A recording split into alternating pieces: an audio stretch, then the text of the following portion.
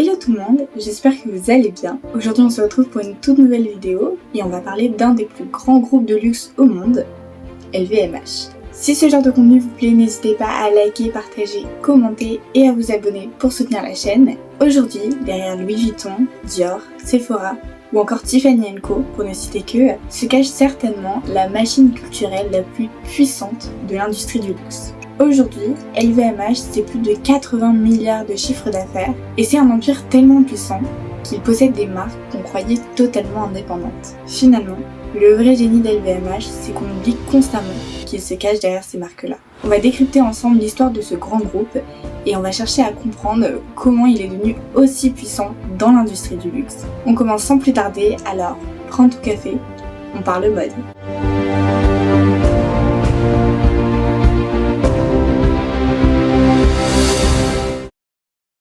Le luxe avant LVMH, c'était surtout de l'artisanat et des entreprises familiales.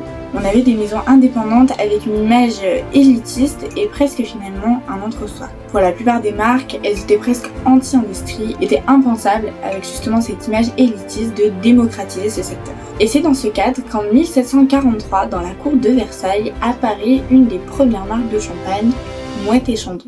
Ça a été la marque de champagne qui a été la plus utilisée lors des soirées de la cour du roi Soleil. Et cette marque, elle a prospéré à travers le temps, puisqu'en 1971, elle s'associe à la marque de cognac Hennessy pour former un groupe Moët & Hennessy. De l'autre côté, en 1854, un meletier artisanal appelé Louis Vuitton crée sa marque, qui deviendra une PME plutôt familiale et indépendante, et surtout de fabrication artisanale. À cette époque, le luxe traditionnel préférait des codes plutôt discrets et surtout une reconnaissance entre initiés. Pourtant, après la guerre, il est fortement fragilisé et on observe un fort déclin de la haute couture et du luxe par la suite. Mais pendant longtemps, le luxe reste un secteur relativement fermé jusqu'aux années 80, où les règles du jeu vont complètement changer. Les années 80, elles sont marquées par un fort consumérisme. Dans ces années-là, tout change. La mode est mondialisée, médiatisée et surtout spectaculaire. Les locaux explosent, les défilés deviennent des événements culturels et le luxe comprend qu'il peut devenir bien plus qu'un art artisanal. Mais à ce moment-là, les marques de mode restent cependant toutes indépendantes. Ça va vraiment être l'âge d'or de la mode à ce moment-là, puisqu'elle va être notamment valorisée par le ministre de la Culture de l'époque, qui sera Jack Lang. Et François Mitterrand va même définir la mode comme un art majeur.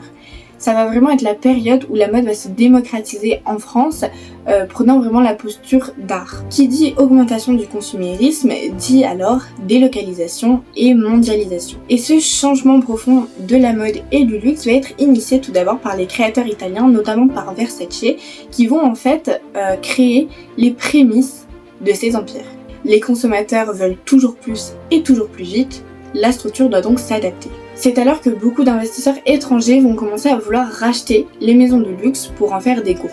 Pour contrer ces rachats, Louis Vuitton et Moët & Hennessy fusionnent en 1987, c'est donc la création d'LVMH.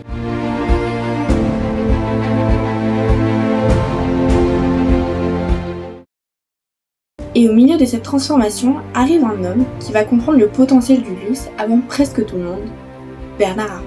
Pour comprendre un peu plus qui est Bernard Arnault, je vais vous faire une petite chronologie de comment il est arrivé jusqu'à LVMH, sans entrer dans les détails, mais par contre si son profil vous intéresse, n'hésitez pas à me le dire en commentaire pour que je fasse une vidéo dédiée. Bernard Arnault naît en 1949 à Roubaix. Issu d'une famille plutôt aisée, il a été diplômé de Polytechnique en 1971 et après un début de carrière prometteuse aux États-Unis où il fréquentera notamment Trump, il revient en France et rachète le groupe Boussat qui possède notamment Christian Dior. Après une restructuration pour optimiser le groupe, il devient ainsi le PDG de la marque Christian Dior. Pourtant, en octobre 1987, on va arriver à un événement majeur qui va marquer profondément l'économie, un krach boursier.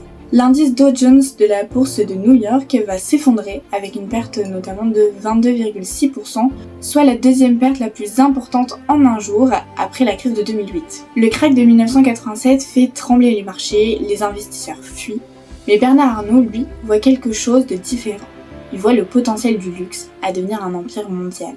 En 1988, très vite, les dirigeants Alain Chevalier et Henri Racamier vont se déchirer pour la direction du groupe LVMH. Et c'est dans cette faille que Bernard Arnault va s'engouffrer. Il devient donc actionnaire principal en possédant 25% des actions du groupe. Là où beaucoup voient encore des maisons familiales françaises, Bernard Arnault, lui, voit des marques mondiales capables de conquérir le monde. Il évance Alain Chevalier en 1989 en devenant l'acteur majoritaire du groupe, puis il profite de la pagaille boursière pour lancer une OPA, une offre publique d'achat. Malgré les tentatives d'Henri Racamier pour faire annuler cette offre, le 16 mai 1989, la commission des opérations de bourse valide cette OPA et Bernard Arnault arrive à la tête de LVMH à seulement 39 ans. À partir des années 90, le développement du groupe LVMH va s'accélérer avec la multiplication des acquisitions par le groupe. LVMH va notamment acquérir Givenchy, Céline, Fendi, Bulgari, Sephora ou encore Tiffany & Co pour ne citer que. En quelques décennies, LVMH devient un empire de plus de 80 maisons, employant près de 200 000 personnes à travers le monde. Cette stratégie d'acquisition inédite transforme profondément le milieu de la mode et du luxe et place LVMH au rang d'empire mondial, possédant les plus prestigieuses maisons de luxe. Il diversifie son portefeuille de marques, passant de la mode à la joaillerie, à la cosmétique et même à l'hôtellerie aujourd'hui. Il a traité les maisons comme Disney traite ses licences. Chacun garde son univers, son identité, son histoire. Mais derrière, tout est orchestré par la même machine.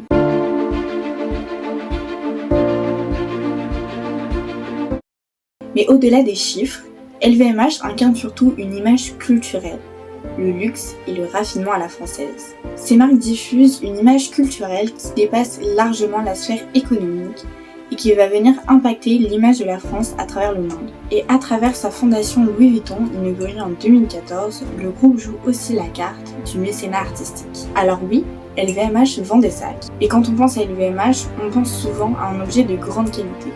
Mais ce n'est pas le produit qui a fait la réussite du groupe.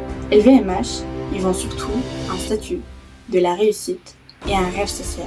Parce qu'au fond, un sac, ça reste un objet. Mais ce que vend réellement LVMH, c'est ce qu'il représente. Un statut, une projection sociale, une version idéalisée de soi-même.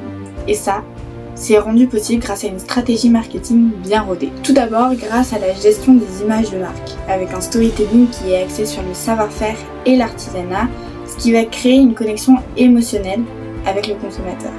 Ensuite, en optant pour une expérience client qui est parfaite. Cette expérience client, elle est homogène. LVMH ne vend pas seulement un produit.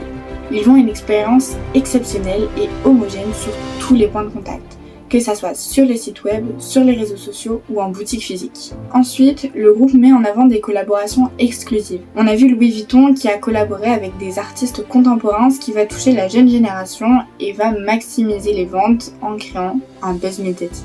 Et pour finir, LVMH a pris des engagements. Aujourd'hui, les groupes de luxe doivent aussi vendre une image responsable, même si cette quête de croissance entre parfois en collision avec les discours environnementaux. Le produit le plus rentable du luxe, c'est le désir. Et ça, LVMH, il l'a bien compris. C'est pourquoi il a créé une stratégie marketing complète qui va faire rêver et qui a créé ce désir.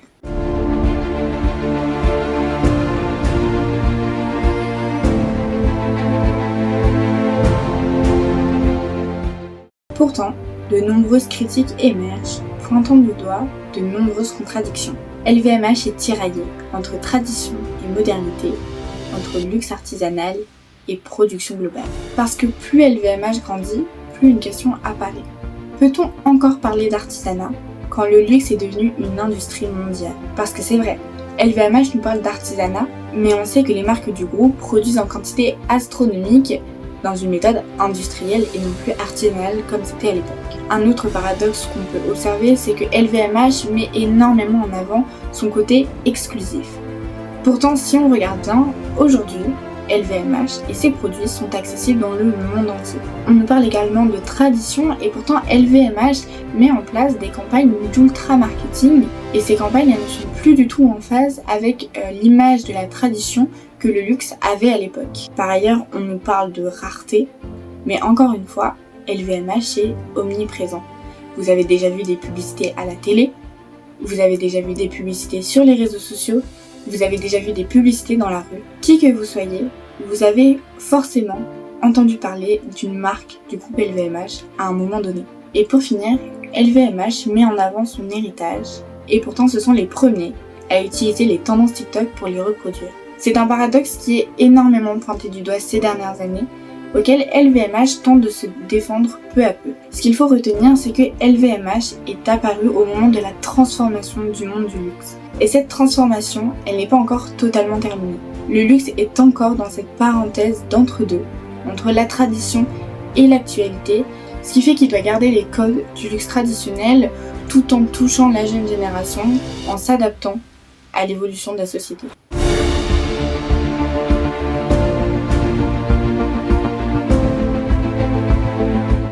Alors pourquoi LVMH domine encore aujourd'hui l'industrie du luxe ? Comme je vous l'ai dit, LVMH ne vend plus seulement des sacs, il vend une appartenance culturelle, un lifestyle complet et un symbole de réussite visible. LVMH est aujourd'hui un symbole de la culture française, offrant au luxe français un rayonnement international. Encore aujourd'hui, le groupe continue à faire rêver en collaborant avec les icônes de la pop culture pour pouvoir toucher les jeunes générations. On peut citer par exemple Louis Vuitton qui a notamment fourni des malles lors des JO. On peut notamment penser aux stars de K-pop qui ont notamment été nommés ambassadeurs des plus grandes maisons de luxe et également aux produits, puisque aujourd'hui LVMH s'est détaché des codes du luxe traditionnel, puisqu'aujourd'hui il propose un style plus streetwear, plus adapté à la société actuelle. Le luxe est devenu mainstream sans pour autant perdre son prestige. Et ça, historiquement, c'est un paradoxe presque impossible. Le plus impressionnant avec LVMH, c'est qu'ils ont réussi à faire croire que le luxe était personnel, alors que c'est sûrement l'industrie la plus structurée au monde. On n'achète pas seulement un objet de luxe, on achète la sensation d'entrer dans l'histoire de la maison.